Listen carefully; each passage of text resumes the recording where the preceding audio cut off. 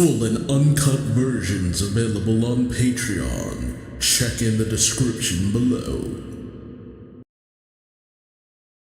Greetings once again, Pokemaniacs. Duuz-Diz-Din back again, with more of the Pokemon Adventure Sun and Moon arc, where previously, after participating in a little scuffle with Sun trying to, bring Tapu Fini, I was about to say Tapu Lili, but Tapu Fini, over to the side of helping them out against the Ultra Beasts, Sun also sees Tapu bestowed a special stone, declaring her an island kahuna. With the Crabominable, they faced off, wanting to go with Hapu but ending up with Sun instead. Hapu also had the Moon Flute, with a lot of knowledge about the events to take place against the Ultra Beast. Meanwhile, Gladion and Lily made their way to the Pony Altar, with the Sun Flute in their possession. But Faba and several members of the Aether Foundation arrived on the scene as well, going after Hapu specifically and towards the altar. Plumeria arrived on the scene determined to find out what happened to Guzma,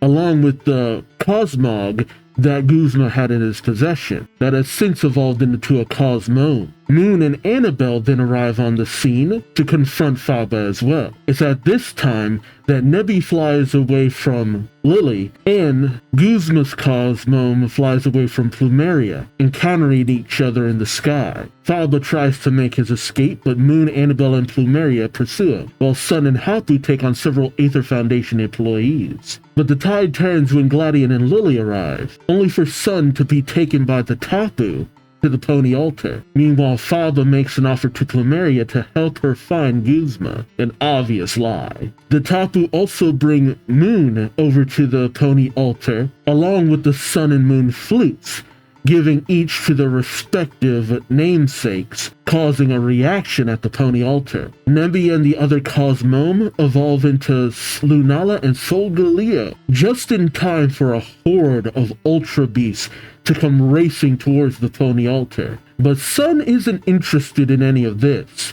Seeing Faba, who had been captured by Annabelle, he confronts him about the fact that the Aether Foundation's headquarters, Aether Paradise, was built on the island that used to belong to his grandfather, his great-grandfather, bestowed upon him, and spoiler alert, by none other than Gladion and Lily's father, long ago during agreement between them. But once Sun's great-grandfather passed away, Faba took the island, especially since Gladion and Lily's father had disappeared. 5 years ago, as Sun arrived to see his grandfather already passed away, Faba, in order to get Sun to kind of give up the ghost, set Sun upon this mission to acquire all this money, thinking that Sun would never be able to do it and he'd just give up. But Sun was ready to hand over the money, only for Faba to laugh in his face and tell him, "Yeah, no, the place is already built, kid.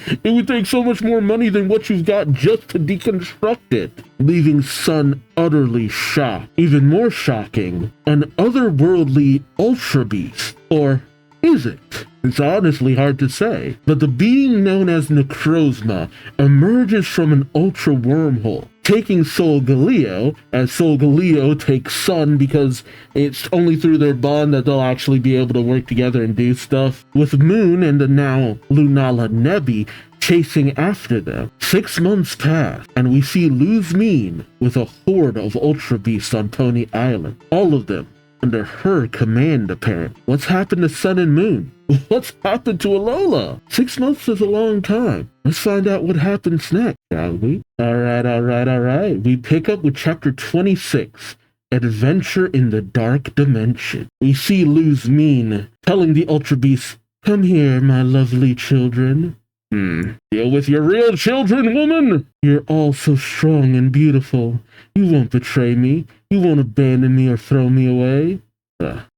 Luzmeen's situation is, yes, Luzmeen, ultimately a terrible mother, but her situation makes me a lot more sympathetic than you would maybe think.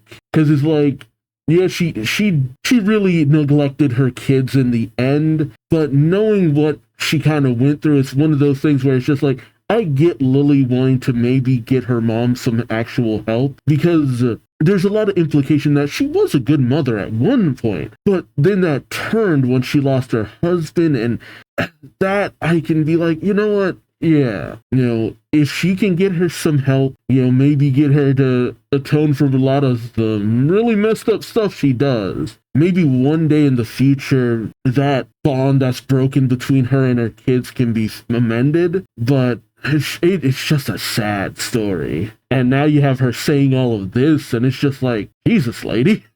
Ooh.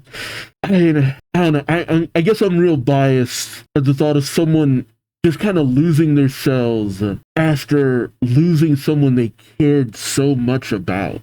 Like, to lose your mind, I mean, it doesn't justify what she's done, but it's one of those, like, this woman needs help. Like, it's more, this woman needs actual psychological help.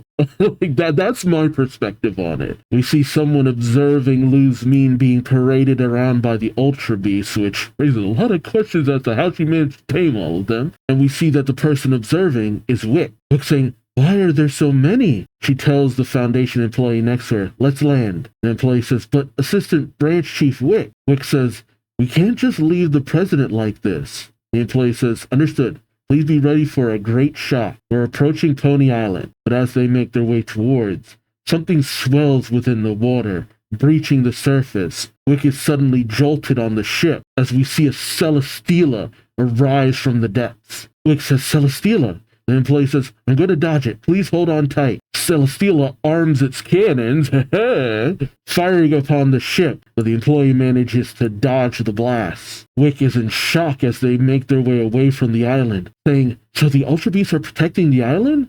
The employee says, "I've tried to get in several times, but I don't have enough power. However, it looks like they have their own sort of territory, so if we stay a certain distance away, they won't do anything." I guess that's the one plus. So are they only confined to Pony Island? Wick sighs and slumps back in the chair saying, "Well, let's call it quits. We have confirmation that the president is safe, but how in the world did President Luz-Min manage to get on that island and win over the Ultra Beast? That's what I'm saying. I'm sure Branch Chief Faba was supposed to know something about it, but I guess that's the employee saying that."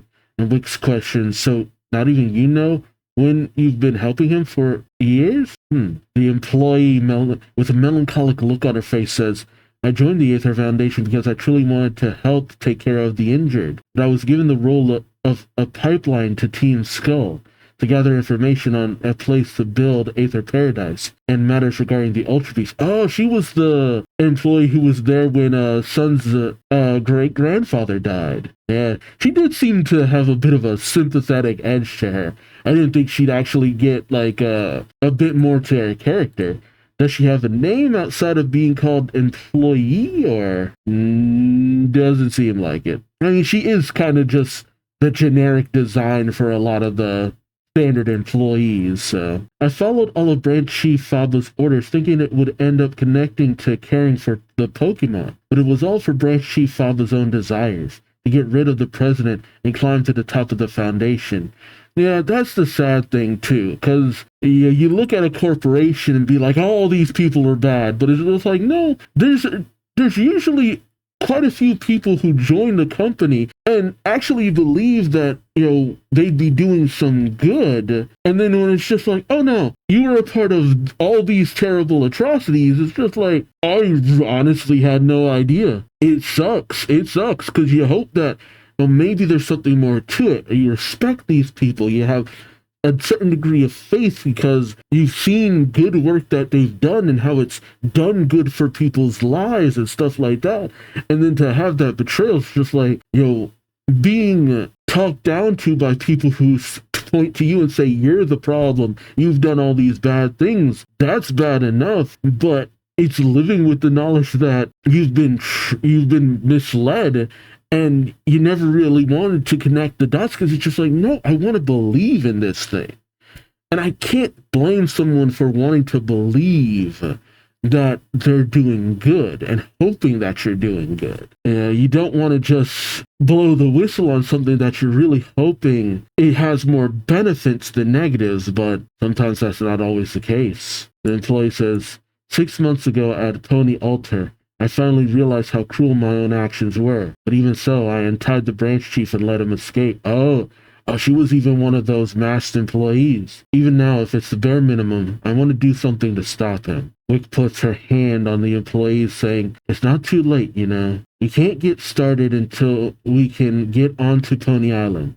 For now, let's go back to the Aether House on Ula Ula Island. We then cut to Lily at the Aether House, shouting, Mother is on Pony Island? As Lily is talking to Wick and the employee, Gladian enters, looking a little worse for wear. As Lily says, Brother, the Gladian says, move aside, Wick. I'll bring her back. The Wick simply says, no, you will not. Oh, the wounds to your organs, muscles, and bones that you received from the energy of Silvali's evolution haven't healed. Oh, and what a way of taking him out of the equation. And he's been in that kind of condition for 6 months? My God. If you fought with a horde of Ultra Beasts in your state, you'd never win. You know that, don't you? And you know she's right, because Gladian doesn't really respond, and Lily kind of sees this. Lily then laments, I knew it. Solgaleo and Lunala, they need Sun and Moon's help, don't they? By linking with people's auras, and sure they would have been able to defeat numerous Ultra Beasts with one attack. But Gladian seems to scoff at this, saying, don't rely on the power of people who aren't even here. The employee says, no, I think Lady Lily is right. Oh, shoot, I kind of forgot, but we did see at least a few Guzzlord. Get in here, big boy. The employee says, the hole that the duo and the Pokemon disappeared into didn't go away. It's possible that they could return. Gladian looks towards the employee, saying, you were there under Faba's command, so you saw it, didn't you? Black Claws pulled Solgaleo into the hole. Lunala was taken right after Solgaleo. It's also possible that they're both being held captive by whatever it is that has those black claws. The employee says with a very serious look, with all due respect to me, it didn't look like Solgaleo was captured. It looked like Solgaleo was fused with that being that had the claws. See, now we're getting into Ultra Sun and Moon territory, which I know nothing about. Gladian says, what? The employee then says, just before that, those words that the international police officer said, do you two remember them? I recall them. She said these words. We cut to Annabelle saying, the blinding one. Lily questions, Miss Annabelle, right? Come to think of it, where did she go after that? The employee says, to the world beyond that wormhole. It looked like she had access to information that not even we could get our hands on. Oh, so Annabelle was ready to go in. Interesting. Hey, but she's been missing all that time too? If we could combine our info with hers. She looks to Wick, and Wick gives a nod, telling the two children, either way, we have to get onto Pony Island, but that won't be right now. The island kahunas and captains and the international police are all training to fight the Ultra Beasts.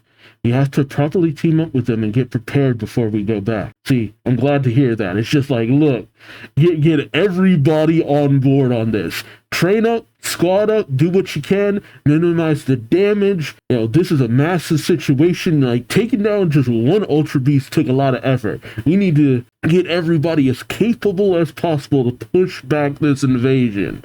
Like, yeah, I like that. Wick says, the two of us should return to Aether Paradise and gather information. The employee gives a nod. Gladian questions, are you sure that's safe? Right now, Aether Paradise is like a dictatorship under Faba's command. So Faba is back in control of Aether Paradise? Oh boy. Wouldn't it be dangerous for you to go? Faba considers her a traitor, and he sees you as his enemy. Wick simply says, thank you for your concern, young master. It's not as though all the employees are researchers are under Mr. Faba's command. There are many who feel the same way we do. I gotta like that. You gotta like the division within Team Plasma, right? And I wonder, did the games kind of explore that? Because I know that at least at the end of Sun and Moon, Aether Paradise didn't go away because while Luz-Min did and Faba did some really messed up stuff, that doesn't technically mean that all employees were down with what they were doing. A company like this, and they might have built up enough goodwill to continue on for who knows how long, but kind of hard to say in some cases. And I've seen plenty of the companies manage to survive some pretty damning situations, so, with enough money. But Gladian says, fine. Wick, I have one request. Wick says, what is it, young master? Gladian says, I want you to stop calling me that. And Wick says, understood, young master. Gladian says, you obviously don't. We then pick up with a horde of Nihilego, and they seem to just be all over someone. And we see the creature known as, Zygarde. I don't know why I was blanking on the name, all things who said it. I should remember, but it's Zygarde the 50% form. No, wait. Oh, 10% form. Yeah, 10% form. Yeah, I don't think we ever saw that version. Did we see that version in X and Y? I don't think so. But it beats back all of the Nihilego. Oh, and we see that it was Sun who was being swarmed. Does he have a different hairstyle? I think so. And man, his clothes are looking pretty worse for wear. Was he always wearing that Pikachu shirt under his... I don't think he was always wearing that Pikachu shirt. As the Zygarde licks at Sun's face, he looks around saying, geez, they always have to be clinging when a guy's trying to sleep, huh? Oh, really? He pets Zygarde saying, thanks, buddy. But then it bursts into the individual cells. As Sun looks at him, he says, looks like you can't hold your form for too long. Were you always like that? Or is it because we're in this world? Well, whatever. I'm sure the missus will be the one to get curious and look into that. And we see Moon, whose hair is actually growing pretty long. I mean, yeah. So it's mostly that their hair's kind of grown out because of the time they've been in here. Why are they both wearing Pikachu shirts? And we see that Moon's Rowlet has evolved into a Dartrix. Yeah, Dartrix. And in 6 months, it better have evolved. Moon addresses the Rotom deck saying, Rotom, status report. Rotom says, understood. It's been approximately 4,371 hours since we came to this world. In other words time, this would be our 183rd day here. Aren't you hungry? Moon says, not at all. Rotom says, how about your physical health? Moon says, no abnormalities. Rotom says, so, it's the same as ever. Dartrix seems to laugh at this, as Moon kind of freaks out, saying, why is this happening? It's making me feel terrible. I just want to understand this situation in this world. Yeah, I kind of was wondering how they managed to survive for so long, but is it just that they don't need to eat in this world? But Sun says he was sleeping. Does he need to sleep, or is he simply napping? Sun walks up with his Torracat saying, ain't it great though? We don't get sick and we don't get hungry. Why don't we get going? Why are they wearing... What's with the Pikachu get-ups? I don't understand. What is this a reference to? Is it just an outfit you can get in Ultra Sun and Ultra Moon?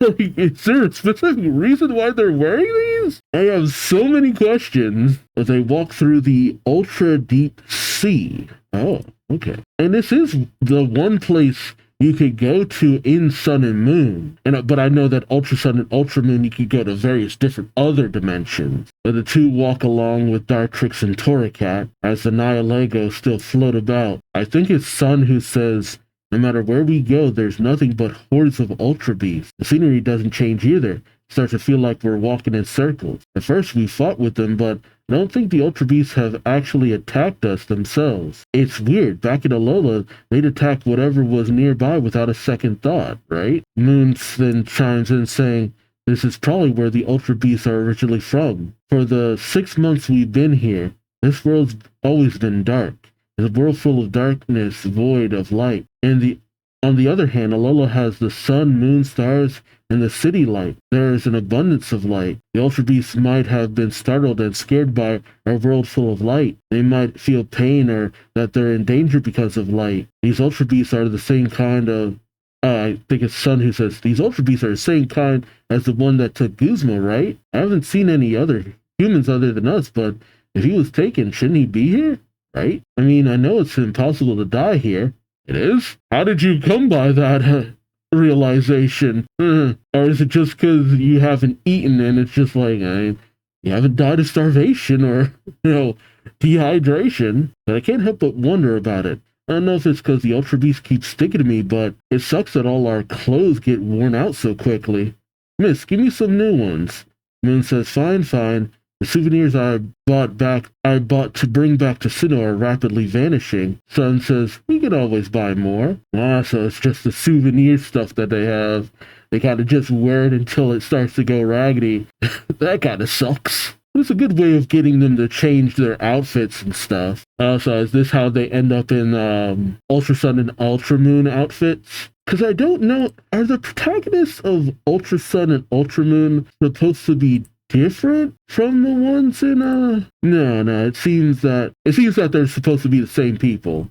Okay. It's just that the protagonists in Ultra Sun and Ultra Moon look younger than the ones in Sun and Moon. At least it's just because their character design looks a lot more youthful. I don't know, it's just something about the way they look in Ultra Sun and Ultra Moon that makes them look younger than their designs for regular Sun and Moon. Maybe it's just the outfits? I don't know. As Moon brings a shirt out of her bag for Sun, she thinks, can always buy more, huh?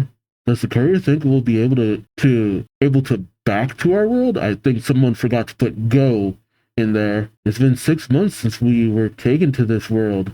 The courier just found out that he wasted 5 years of his life, but I haven't seen him act upset even once. Yeah, Sun's all smiles as he grabs a shirt, holding it up saying, I'm gonna go change. As she watches him go off, she thinks to herself, is he hiding it on purpose? Is he trying to put up with the pain? Ever since then, Lunala and Solgaleo haven't appeared. If we can't get out of this world, and she starts to put her head into her hands. Actually, yeah, where is Lunala and Solgaleo? I mean, if Solgaleo was the one who fused with Necrozma, wouldn't at least Lunala still be around, or is it fighting it back? Sun approaches saying, sorry to keep you waiting, miss. But Moon shouts, go away. Sun says, huh? Moon says, I'm going to change too. Sun then says, so you weren't just crying just now? And then Rotom kicks him in the face. Sun questions, what do you think you're doing? But Rotom says, geez. He takes a moment and says, this reading, Moon, it's coming. Zzz. Moon shouts, what is? But Sun is stunned, saying, whoa. Oh, she braided her hair a little bit. Now, honestly, these looks actually kind of suit them, if I'm being honest. I don't know, Sun feels a little bit more natural with the sporty look with the little tank top and stuff. And Moon does come off as the girl who would put her hair in braids. Rotom tells them, the Pokédex registers Pokemon you've seen at least once, whether you catch a Pokemon or not. If you see a Pokemon, it'll be counted as seen. You can see the distribution of locations and registered Pokemon. Sun gets aggravated, saying, talk about sudden, what's with you? The Moon says, I'm aware. The Ultra Beast couldn't be registered, but... Oh, no. Rotom says, the Ultra Beast couldn't be registered, but Solgaleo and Lunala were. What does that say about them? Sun says, but you weren't able to locate them the last times we tried to. But Moon says, quiet, courier. You could locate them now, right? You know their precise locations? Rotom says, that's right. I was suddenly able to sense it. It's Lunala. Lunala is probably nearby now. Sun says, we could go back. And Moon says, to our world. Rotom says, oh no. Sun grabs Rotom saying, where is it? And Moon says, where is Lunala? Rotom says, right above us. And he points to the sky and we see Lunala overhead. So get in here, Lunala. Love to see you. Lunala, though, just kind of takes off. Sun and Moon chasing behind it. As Sun shouts, hey, Lunala, we're over here, right here. Take us back to Alola. But Moon just grabs his hand saying, let's go. And they keep racing after it. Oh, Lunala then hits the ground. And while Sun says good, it landed. That didn't look like a land to me. That kind of looked like it fell. Sun shouts, hey. But Moon covers his mouth saying, wait, courier, someone's on top of it. Oh, these guys. Yeah, I never actually got to know these people. Did they appear in the anime? No, they never appeared in the anime. Oh, man. Interesting. Okay. Sun says, who is it? The International Police? It's not Fabe, is it? But Moon says, shh, there's two of them. As we see two members of the Ultra Recon squad. Dulce and Zosie? Or Dulce and Zosie? Dulce is looking a little worse for wear. And Zosia says, are you okay, Dulce? Dulce says, oops. Looks like he's about to throw up, saying, it's my fault for believing you when you said you'd mastered riding on Lunala. Zosia says, that's cruel. Dulce then says, what's cruel is your inability to ride, Zosia. Thanks to you, we've ended up in the ultra deep sea, you know. They sit on the ledge of where Lunala is landed. Zosia saying, now, let's take a minute to get over our motion sickness here. So, how'd the whole thing go? Dulce says, I learned a greeting from that world. How does it go? Oh no, Zosia says, how does it go? Dulce says, like this. Alola. Zosia says, wow. Dulce says, the negotiations with the Aether Foundation went well too. We decided to collaborate and share our info on how to make balls that work for Ultra Beats. The Sun, hearing this, says, you're with the Aether Foundation? Startled, Dulce and Zosia are startled. And Zosia comes over saying, who's there? Uh-oh. Okay, I forgot that, yeah, I guess they did kind of work with the Aether Foundation, but I guess to what degree, I'm not sure. Alright, next up we head into Chapter 27, meeting the Ultra Recon Squad. Zosia confronts Sun and Moon saying, who's there? While Sun says, I'm a Pokemon trainer from Alola. Sun the courier. Who are you? Zosia says, a trainer from Alola? More folks who wandered in from the other side, huh? Dulce says, who are they, Zosia? Zosia says, they're from the other world. They're lost. Dulce looks at him saying, I see. The Sun grows angry saying, listen when people are talking. Moon tells him, calm down, courier. Picking a fight won't help anything.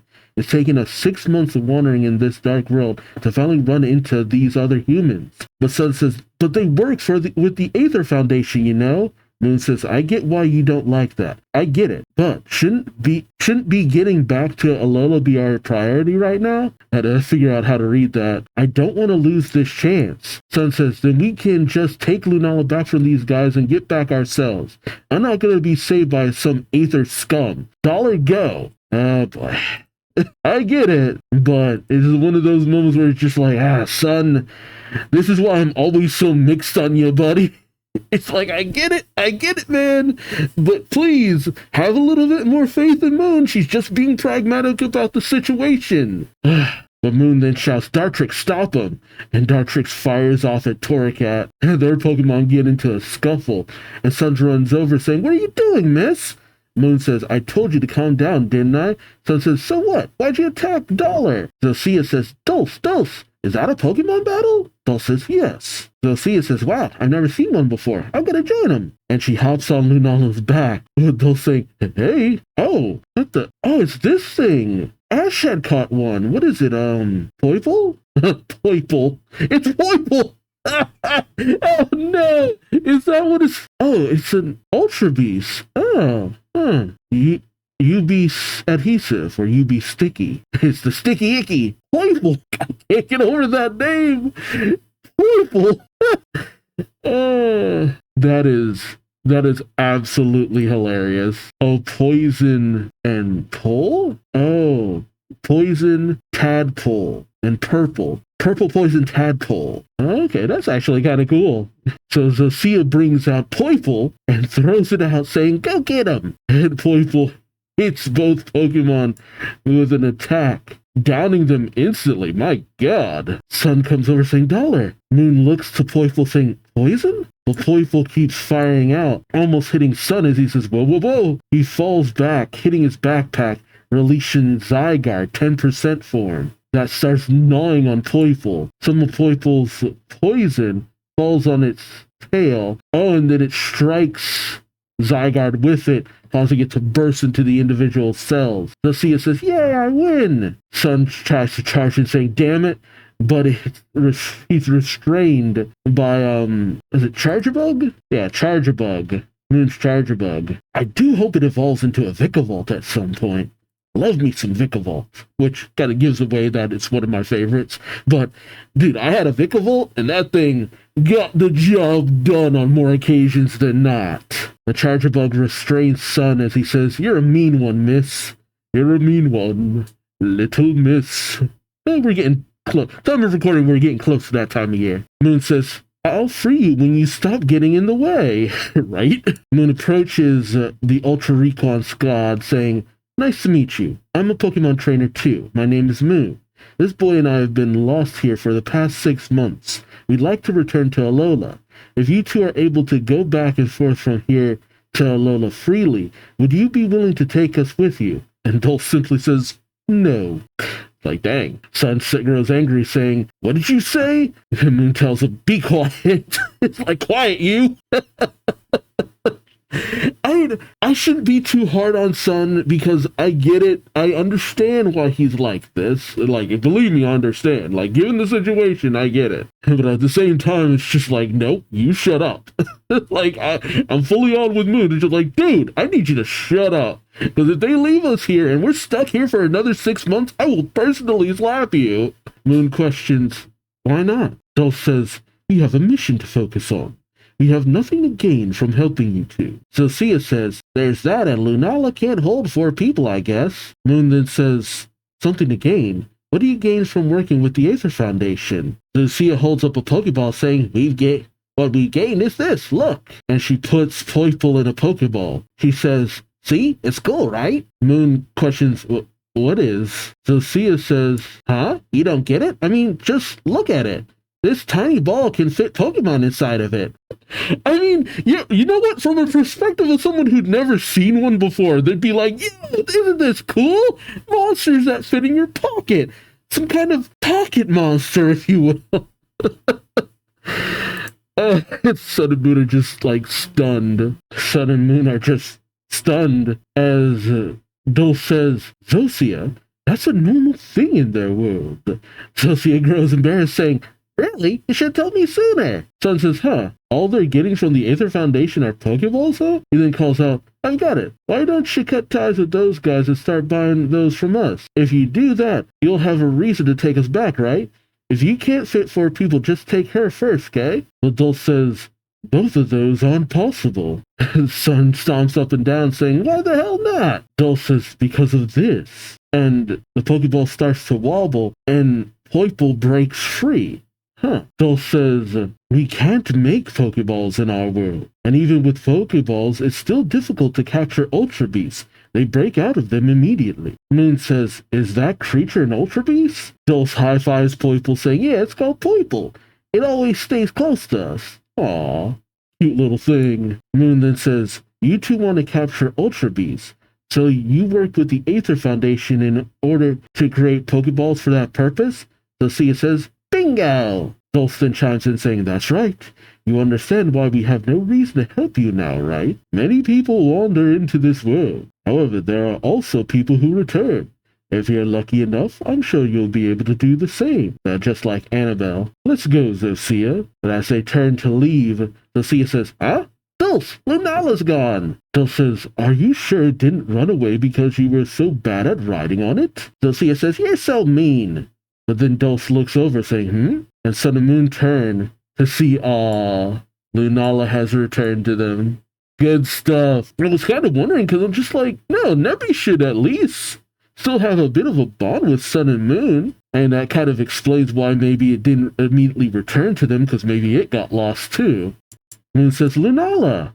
And suddenly they're lifted onto the back of Lunala. Dulce says, they bonded with Lunala? Sophia questions, did it choose them because we're that bad?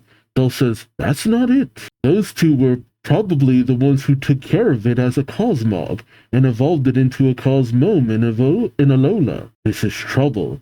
Sophia says, yeah, Captain Fico is gonna get mad at us. Okay, how do you pronounce that? Yeah, Fico. She says, Poipole, pull those two back down. But as Poipole goes in, Lunala blasts at it, scaring off Zosia and Poipole as they hide behind Dulce. Zosia says, what do we do, Dulce? And Dulce just ponders for a moment while Sun shouts, like you have a choice, we're out of here. If you ever show up in Alola, we won't let you off easy. Let's go, miss. As he turns to Moon, but Moon is thinking. She then says, tell me, why is it that you want to capture the Ultra Beasts? See? This is why I love you, Moon. Eyes on the prize. Eyes on the prize. Like, you want that bigger picture, that understanding. It's like, I want the plot. Sun bugs out saying, huh? But Moon apologizes saying, I'm sorry, Courier. As soon as I knew we'd be able to go back, I got curious. In Alola, the Ultra Beast caused a disaster. Even if we go back, I don't think everything will be solved. This world is the Ultra Beast's habitat. Maybe we could solve things by understanding this world. And actually, yeah, Shoot. And it seems like people wander in here from Alola often. We could find a way to prevent that or help people when it happens. Sun is just flabbergasted, and Moon says, what? And Sun smiles, saying, incredible. I can't believe you thought it through so much. You're amazing, miss. Like, yeah. See, Sun gets it.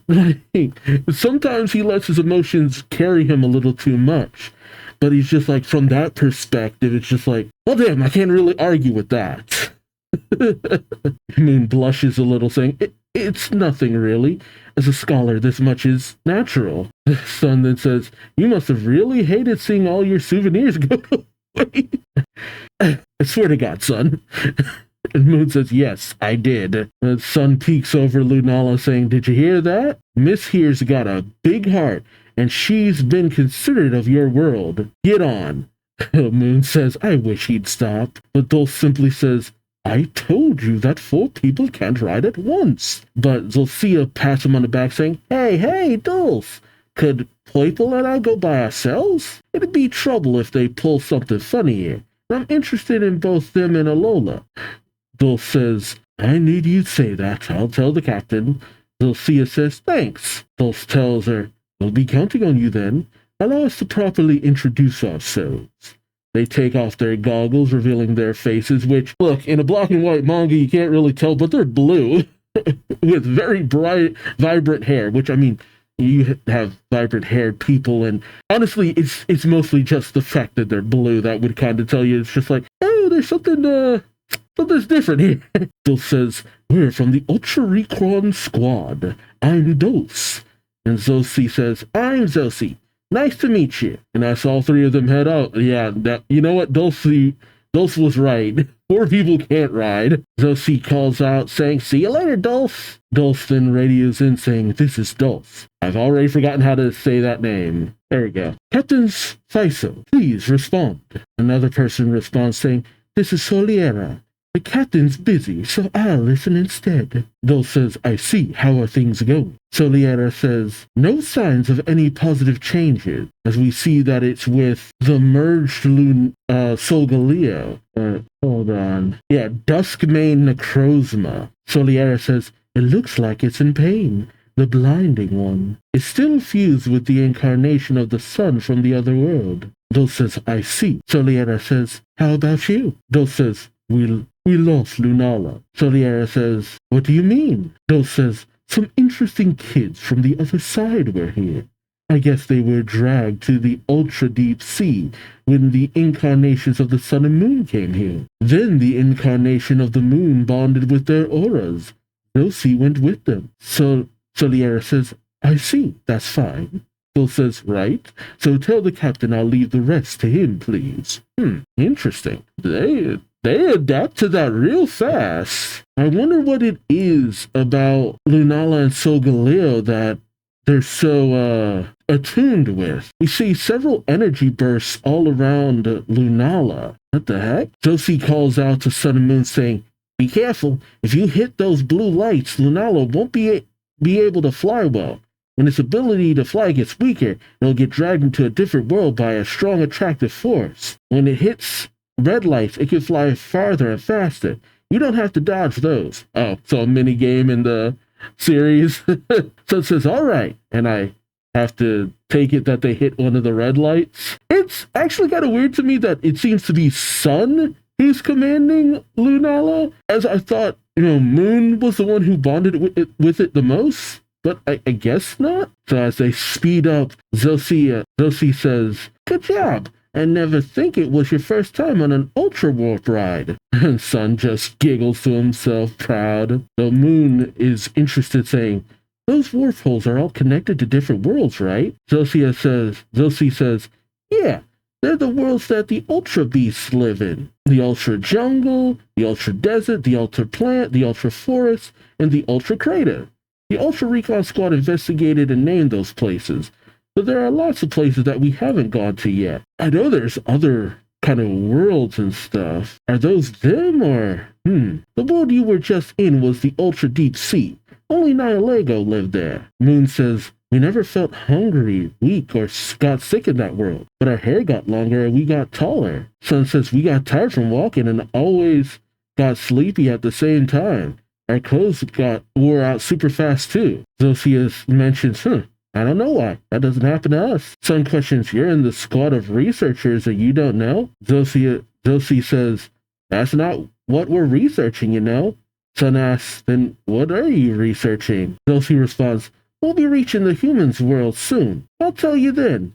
If you take a look around, I think you'll be able to tell. Moon mentions, no. I knew just by looking at you and Dulce. And Zosie says, oh, say it, Moon, say it. Moon says, your eye color, your hair color, and those goggles you both wear. The world, your world you live in. No, okay.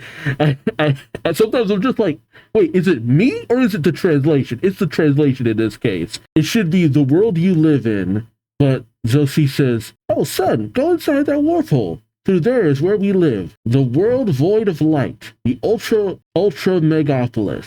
The ultra megapolis? God, y'all just keep putting ultra in front of things. Okay, I think it should just be ultra megapolis. Okay, so I didn't really know anything about their world. Oh, see, this actually kind of makes me want to play Ultra Sun or Ultra Moon. It's very tempting. Okay, on to the next chapter. All right, and the last chapter that we're looking at is 28, Arrival at the Scientific Megapolis. Zosie tells Sun and Moon, this is the city where we live, the Ultra Megapolis. Moon notes, so this is the world void of light. Sun says, it's brighter than I expected. What's that bright tower? Zosie says, it's called the Megalo Tower. I guess you could say it's like the city's sun. The light is warm, someone says the light is warm. Zosie says, it's acting as a man-made sun. All of the walls from these buildings are made of a material that reflects the tower's light, so that light and warmth can be spread throughout the whole city. Moon says the scientists in this world seem much more advanced and skilled than the ones in ours. Zosie says, huh? Is that a taunt? Are you being sarcastic? Moon says, huh? So she says, I mean, we lost the light because of those scientists, so there's no way that they're advanced or skilled. Oh, damn. That's kind of critical, but it makes a bit of sense. So the people of this world ended up looking the way they looked because of the lack of natural light? Ooh, land in front of the tower. As Lunala lands, Zosie spreads her arms out saying, allow me to welcome you to Ultra Megapolis. You gotta love how all the people are kind of shadows in the background. I wonder if that was in the game too. Moon says, Ultra Megapolis. What does that mean, an extremely large city? Sun says, extremely large, huh? Not wrong about that, he says, looking around. Well, compared to where I grew up in Kanto on Cinnabar Island. Oh, he's from Cinnabar Island. That's kind of cool. So he's used to island life. Even Haoli is a pretty huge city, pretty huge place for me. Moon says, this world was originally full of light, just like Alola. Was this world's light lost fairly long ago? Zosie says, yes, that's correct. Sun questions, why do you know that? Moon says, because of Zosie, Dulce, and everyone else's hair and eyes. If those features are the result of adaptation to a world without light, they couldn't have come about it so quickly. True. That would take a long time to get to that point, honestly. For people's hue and natural color to change that much, that is millions of years, potentially. Well, not millions, but thousands. You said this world lost its light because of science, right? Would that be because the scientists tried to obtain a great power, but were unable to control it, causing everything to go haywire instead? Zosie says, well, how did you know that? I mean, because that's literally how that goes, dude.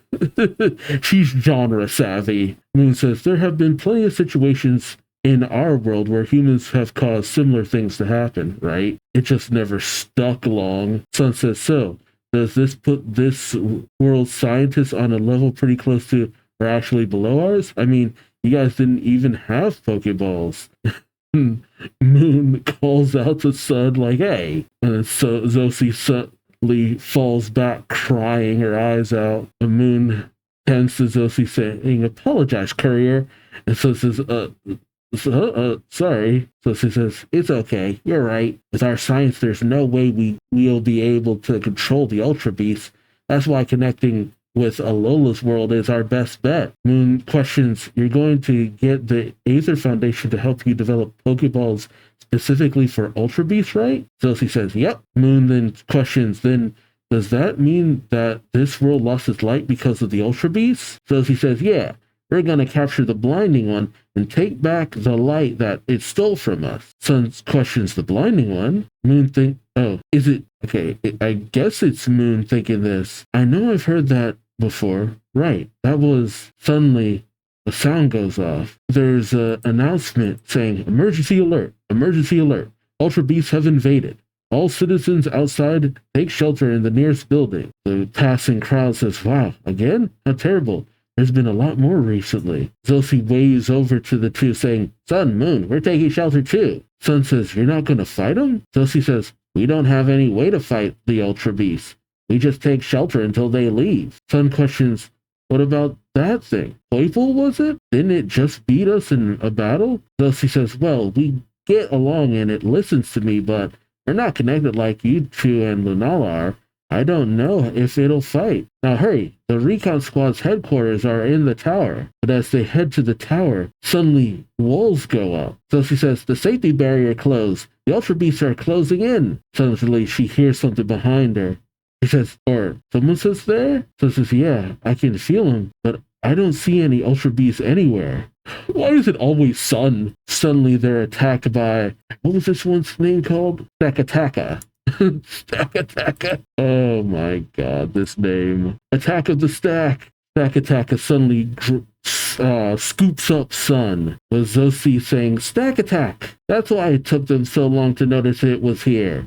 Moon thinks to herself, an Ultra Beast that mimics buildings. She then summons her Rotom Dex. It flies high above, looking over Stack Attack. Comes back to Moon saying, I don't know. There's no data on Stack Attack.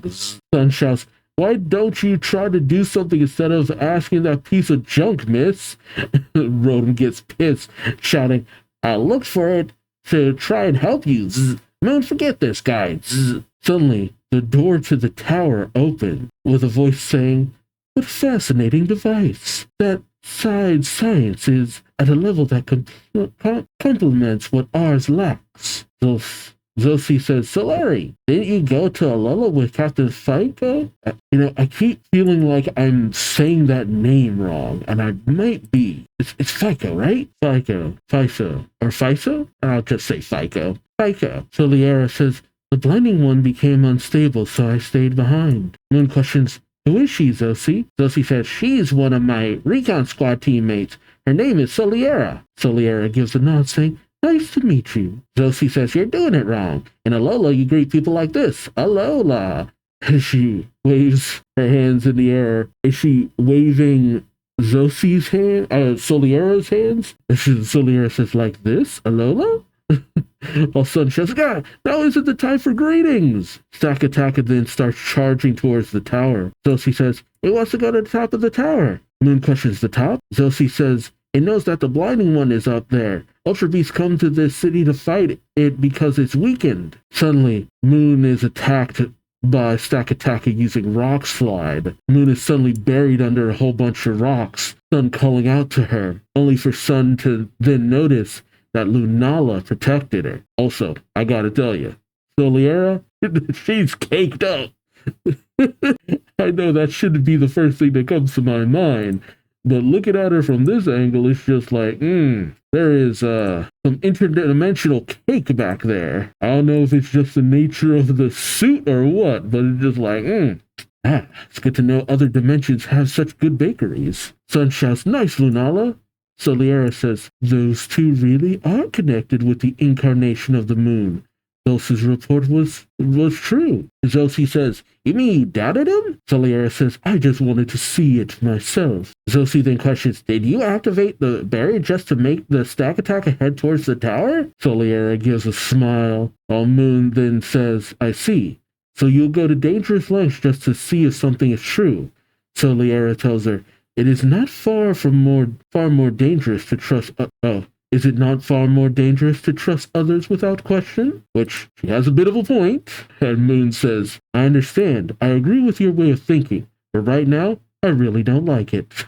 Lunala, save the courier. Lunala tries to go in on Stakataka. Stakataka, honestly, it's hard to. Did Stakataka use Sun as a shield? Oh, dang. Crafty little bastard. Little. Moon thinks to herself, it won't use its full strength because it doesn't want to hurt him? Huh? Sun calls out, Lunala, miss, I'm sorry. Soliera analyzes the situation, saying, if the captured boy were sacrificed, the Stakataka could be defeated. Though, I know that the girl won't do it. But even the incarnation of the moon is being careful with its attacks.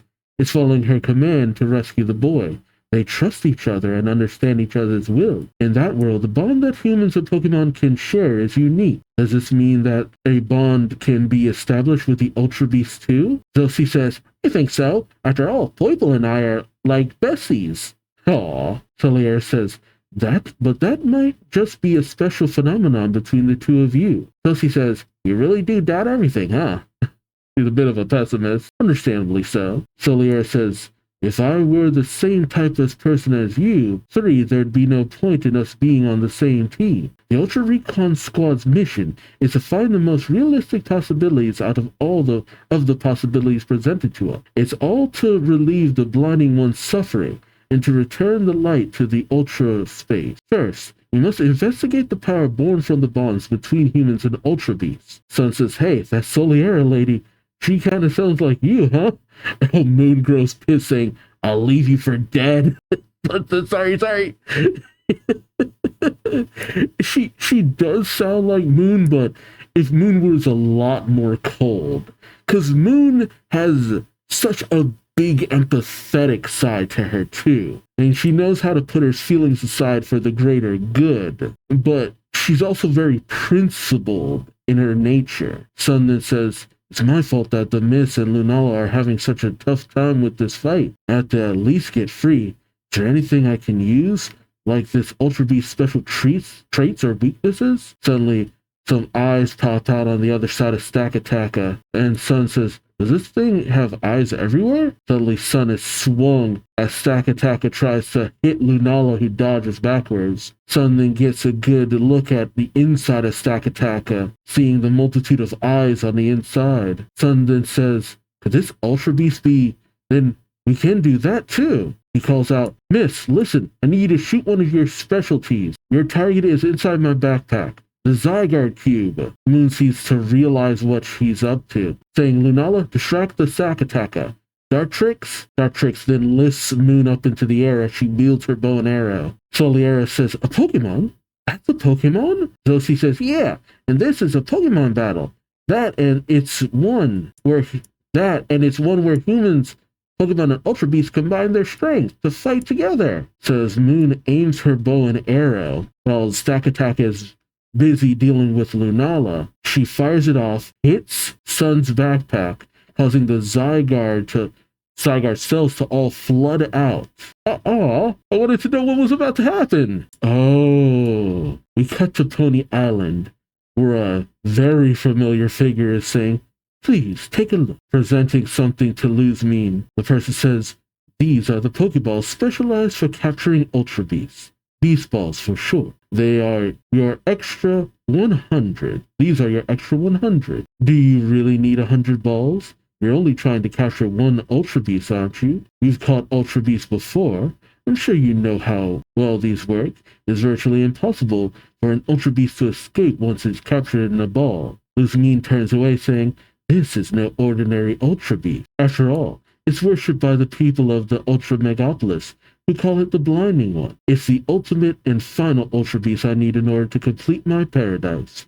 Necrozma is my opponent after all. Oh, she's entering into... Oh, interesting. Dang. I wanted to see more. Okay, so we're finally at a place where my interest is the most peaked it could possibly be, because I have always been interested in the Ultra Recon Squad. Like, that was something for the whole Sun and Moon situation that I really wanted to know more about.